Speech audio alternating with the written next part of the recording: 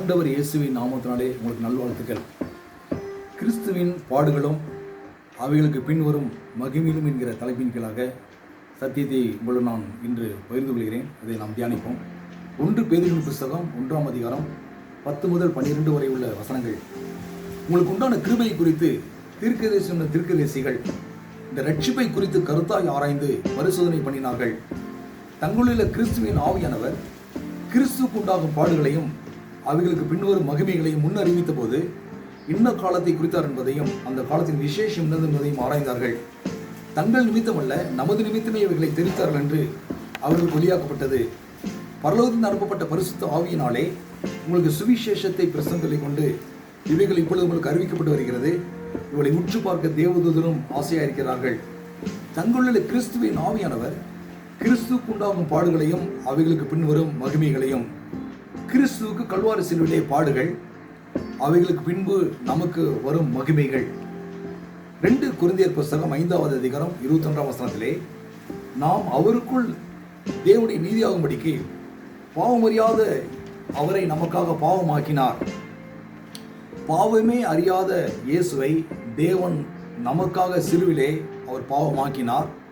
நீதி அறியாத நாம் தேவனுடைய நீதியாக ஆக்கப்பட்டிருக்கிறோம். ஆகவே சிலுவிலே பாவம் என்கிற பாடு இயேசுவுக்கு, தேவனுடைய நீதி என்கிற மகிமை நமக்கு. தேவனுடைய நீதி என்று சொன்னால் தேவ சமூகத்திலே போய் குற்றமற்றவர்களாக, ஆக்கினை தீர்ப்பு வருமோ என்ற பயம் இல்லாதவர்களாக, தாழ்வு மண்பான்மை இல்லாதவர்களாக தேவனுடைய சமூகத்திலே போய் நிற்கக்கூடிய ஆற்றல், திராணி, இதை தேவ நீதி நமக்கு தந்திருக்கிறது. இது ஒரு மகிமை. கல்வாரி சிலுவிலே இயேசுவுக்கு பாவம் என்கிற பாடை இயேசு சிலுவிலே சுமந்து தீர்த்தபடினாலே தேவ நீதி என்கிற மகிமை நமக்கு இன்றைக்கு கொடுக்கப்பட்டிருக்கிறது. இரண்டாவதாக மத்தேயு சுவிசேஷம் 8ஆவது அதிகாரம் 17ஆம் வசனத்திலே, அவர் தாமே நம்முடைய விளைவுகளை ஏற்றுக்கொண்டு நம்முடைய நோய்களை சுமந்தார் என்று ஏசியா தீர்க்கதரிசனம் உரைக்கப்பட்டது நிறைவேறும்படி நடந்தது. ஏசியா 53ஆம் அதிகாரம் 4-5 நாம் பார்ப்போம். மெய்யாகவே அவர் நம்முடைய பாடுகளை என்று சொன்னால் நோய்களை ஏற்றுக்கொண்டு நம்முடைய துக்கங்களை என்று சொன்னால் வேதனைகளை அவர் சுமந்தார். நாமும் அவர் தேவனால் அடிபட்டு பாதிக்கப்பட்டு சிறுமைப்பட்டு நின்றோம். நம்முடைய வீர நிமித்தம் அவர் காயப்பட்டு, நம்முடைய அக்கிரம நிமித்தம் அவர் நொறுக்கப்பட்டார்.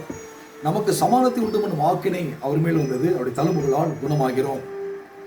1 பேதுரு 2:24 நாம் பார்க்கிறோம், நாம் பாவங்களுக்கு செத்து நீதிக்கு பிழைத்திருக்கும்படிக்கு அவர் தாமே தமது சரீரத்திலே நம்முடைய பாவங்களை சிலுவையில் சுமந்தார். அவருடைய தழும்புகளால் குணமானீர்கள்.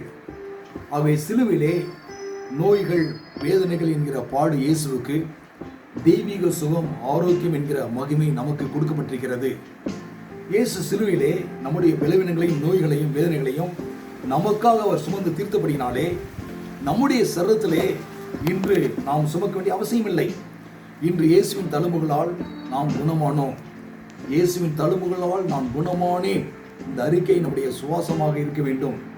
ஆரோக்கியம், சுகம் என்கிற மகிமையை தேவன் நமக்கு தந்திருக்கிறார் அவருடைய சிலுவை பாடுகள் மூலமாக. மூன்றாவதாக 2 கொரிந்தியர் 8ஆவது அதிகாரம் 9ஆவது வசனத்திலே, நம்முடைய கர்த்தராக இருக்கிற இயேசு கிறிஸ்துவின் கிருபை அறிந்திருக்கிறீர்களே, அவர் ஐஸ்வர்யம் உள்ளவராயிருந்தும் நீங்கள் அவருடைய தரித்திர ஐஸ்வர்யம் ஆகும்படிக்கு உங்கள் நிமித்தம் தரித்திராய் ஆனாரே. கல்வாரி சிலுவிலே அருமையானவர்களே, இயேசு நமக்காக தரித்திரர் ஆனார். அவர் பிறப்பிலே தரித்திராக பிறக்கவில்லை, வளர்ப்பிலே தரித்திராக ஆகவில்லை, ஊழியத்திலேயும் அவர் தரித்திராக இல்லை. கல்வாரி சிலுவிலே மாத்திரம்தான் அவர் தரித்திராக தொங்கினார். காரணம் என்னவென்றால், நாம் அவரடைந்த தரித்திரங்களை ஐஸ்வர்யம் ஆகும்படிக்கு நமது நிமித்தம் அவர் தரித்திராய் அவர் மாறினார். அவர் ஒரு இடத்துல சொல்லுகிறார் பாருங்க, பூமியும் அது நிறைவும் என்னுடையது என்று சொன்னார்.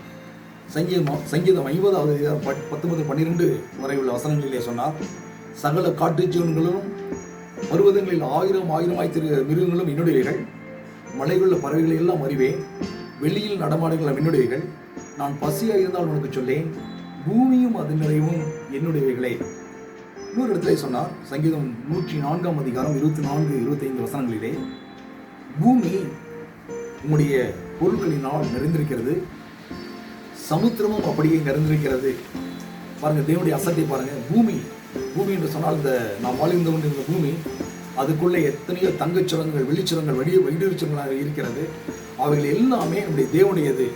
அதே போல கடலில் உள்ள பவளங்கள், முத்துக்கள் எல்லாமே நம்முடைய தேவனுக்கு சொந்தமானது. ஆகாய் 2:8 பார்க்கிறோம், வெள்ளியும் என்னுடையது பொண்ணும் என்னுடையது என்று செயல் கர்த்தர் சொல்லுகிறார். இவ்வளவு பெரிய மகா பெரிய ஐஸ்வர்ய சமன்னர் பாருங்க. நம்முடைய தேவன் மகா பெரிய ஐஸ்வர்ய சமன்னர். கல்வாரி சிலுவையில் மாத்திரம்தான் நமக்காக அவர் தரித்திரனானார். நாம் அவருடைய தரித்திரனால ஐஸ்வர்யம் ஆகும்படிக்கு அவர் நமக்காக தரித்திரனானார். அவை சிலுவிலே தரித்திரம் என்கிற பாடு இயேசுவுக்கு இது ஒருவரும் சுமக்க வேண்டிய அவசியம் கிடையாது. சிலுவிலே தரித்திரியம் என்ற பாடை தேவன் சுமந்து தீர்த்தபடினாலே ஐஸ்வர்யம் என்கிற மகிமை இன்றைக்கு நமக்கு கொடுக்கப்பட்டிருக்கிறது. 4வதாக கலாத்தியர் 3:13-14 பார்க்கிறோம். மரத்திலே தூக்கப்பட்ட எவனும் சபிக்கப்பட்டவன் நிலைக்கிறபடி கிறிஸ்து நமக்காக சாபமாகி நியாயப்பிரமாணத்தின் சாபத்திற்கு நம்மை நிலாக்கி விட்டுக் கொண்டார். ஆபிரகாம் கொண்டான ஆசீர்வாதம் கிறிஸ்து இயேசுவினால் புறஜாதிக்கு வரும்படியாகவும் ஆவி குறித்து சொல்லப்பட்ட வாக்கு தத்தத்தை நாம் விசுவாசத்தால் பெறும்படி ஆயிற்று. கல்வாரி சிலுவிலே கிறிஸ்து நமக்காக சாபமானார். முதல் படி. சாபத்திலிருந்து நம்மை நீங்களாக்கி மீட்டுக் கொண்டார். 2வது படி.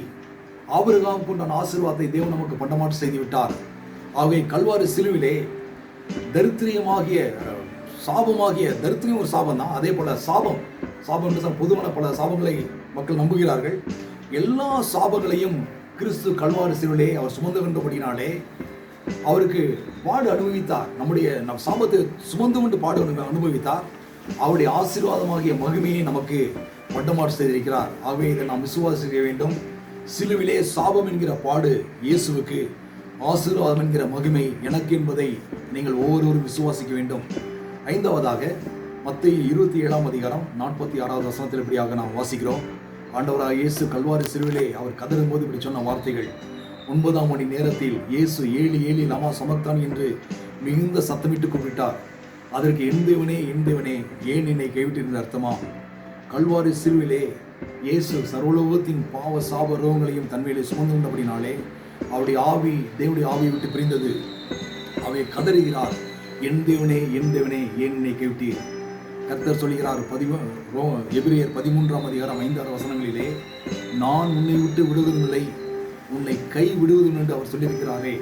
பாருங்க, தேவன் நம்மை பார்த்து இன்றைக்கு சொல்லுகிறார், நான் உன்னை விட்டு விலகுவதும் இல்லை, உன்னை கை விடுவதும் இல்லை என்று அவர் சொல்லியிருக்கிறாரே.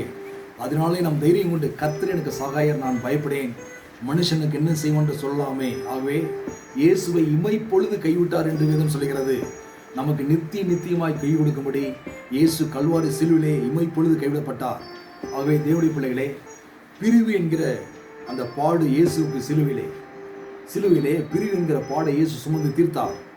தேவனுடைய உறவு என்கிற மகிமையை தேவன் இன்றைக்கு நமக்கு தந்திருக்கிறார். ஆகவே தான் உரிமையோடு வருகிறோம், தேவ சமூகத்திலே அன்போடு வருகிறோம், ஆசீர்வதிக்கப்பட்டவர்களாய் வருகிறோம், மன மகிழ்ச்சியோடு வருகிறோம், அப்பா பிதாவே என்று வருகிறோம். இதெல்லாம் இயேசு கல்வாரி சிலுவிலே பிரிவு என்கிற பாடை தன்மையில் ஏற்றுக்கொண்டபடினாலே தேவனுடைய உறவு என்கிற மகிமையை தேவன் பரலோகம் இன்றைக்கு நமக்கு தந்திருக்கிறது. ஆகவே இந்த மகிமைக்குள் பிரவேசித்தவர்கள் இன்னும் ஆண்டவரிடத்தில் அன்பு கூற வேண்டும். மேலும் நமக்கு அருளப்பட்ட பரிசுத்த ஆவியினாலே தேவ அன்பு நம்முடைய இறுதியில் ஊற்றப்பட்டிருக்கபடியால் அந்த நம்பிக்கை நம்மை வெட்கப்படுத்தாது. தேவனிடத்தில் அன்பு கூறும்படிக்கே பரிசுத்த ஆவியானவரை தேவனுடைய ஆவிக்குள்ளாக ஊற்றியிருக்கிறார். ஆகவே இந்த சுவிசேஷத்தை நற்செய்தியை முதலாக கேட்கிறவர்கள், இந்த மகிமை எனக்கும் கொடுக்கப்பட்டிருக்கிறார் என்பதை நீங்கள் கேட்பீர்களானால் நிச்சயமாக சொல்கிறேன், உங்களுக்கும் கொடுக்கப்பட்டிருக்கிறது. இயேசுவின் கல்வாரி சிலுவை பாடுகள் முழு மனு வர்க்கத்திற்காக தேவனால் உண்டாக்கப்பட்டது. ஆகவே நீங்கள் விசுவாசியுங்கள், மனம் திரும்புங்கள், தேவனிடத்திலே வாருங்கள். இயேசுவே நீர் ஆண்டவர், நீர் என் ரட்சகர் என்பதை அவர் சொல்லுங்கள். ஆண்டவரே நீர் ஆண்டவர், நீர் என் ரட்சகர், உள்ளத்திற்குள்ளே வாரும் ஆண்டவரே, என்னை உடைய பிள்ளையாக ஏற்றுக்கொள்ளும் ஆண்டவரே என்று ஒரு அழைப்பு கொடுங்கள். தேவ நீதி என்கிற மகிமை உங்களுக்கு கொடுக்கப்பட்டிருக்கிறது. ஆரோக்கியம் என்கிற மகிமை உங்களுக்கு கொடுக்கப்பட்டிருக்கிறது. ஐஸ்வர்யம் என்கிற மகிமை உங்களுக்கு கொடுக்கப்பட்டிருக்கிறது. ஆசீர்வாதம் என்கிற மகிமை உங்களுக்கு கொடுக்கப்பட்டிருக்கிறது. தேவனுடைய உறவு என்கிற மகிமை உங்களுக்கு கொடுக்கப்பட்டிருக்கிறது. கர்த்தர் தாமே உங்களை ஆசீர்வதிப்பாராக. ஜெபமனும். பரலோக பிதாவே மை ஸ்தோத்திரிக்கிறோம், நல்ல தகப்பனே மை துதிக்கிறோம், ஆண்டவராக இயேசுவே மை ஸ்தோத்திரிக்கிறோம், நல்ல ஆவியானவரே மை துதிக்கிறோம். கல்வாரி சிலுவிலே கர்த்தாவே எல்லா பாடுகளையும் கர்த்தாவை சுமந்து தீர்த்து ஆண்டவரே உடைய மகிமையை நீர் எங்களுக்கு பண்டமாற்று செய்த உடைய அன்புக்காய் துதிக்கிறோம். பிள்ளைகள் இந்த சத்தியத்திலே கர்த்தாவை அறிந்து உணர்ந்து வாழ கர்த்தா வாழ்ந்து உடைய நாமத்தை மையப்படுத்த நீர் கிருபை செய்வதை நாங்கள் ஜெபிக்கிறோம். இயேசுவின் நாமத்தில் பிதாவே, ஆமென். கர்த்தர் தாமே உங்களை ஆசீர்வதிப்பாராக.